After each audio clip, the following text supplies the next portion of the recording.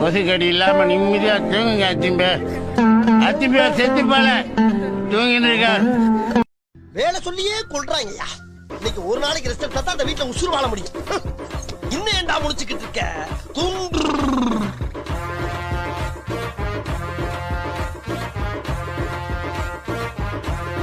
அப்படியே படுத்து கிடந்தா அப்படியே எந்திரிச்சு போய் வேலையை பாரு.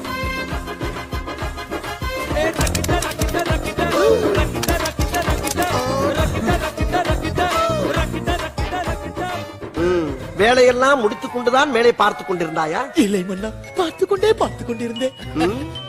காலையில் 9:10 வேலைக்கு வருவது, ஈட்டியை நீட்டி பிடித்தபடி சுவரோடு சுவராக பள்ளியை போல் ஒட்டி இருந்துவிட்டு மாலை 5 மணி ஆனவுடன் வீட்டுக்கு ஓடி விடுவது.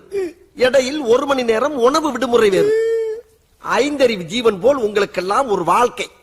கேட்டால் அரசாங்க உத்தியோகம் என்று வெளியே பீத்திக் கொள்வது. கண்ணிருக்கும் எல்லோரும் தூங்கத்தான் செய்வார்கள். ஏதோ அலுப்பில் கொஞ்சம் அசந்திருப்பேன்.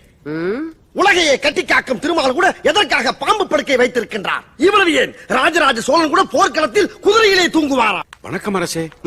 மன்னா என்ன தூங்கி விட்டேனாம், அதை பெரிய துக்கமாக பேசுகிறார்கள். அப்படியா? காலே முட்டு கொடுத்து முரட்டு செலவா தூங்க விடாதாங்கெல்லாம். சபா மல்லாக்கப்படுத்து விட்டத்தை பாக்குறது எவ்வளவு சுகம்.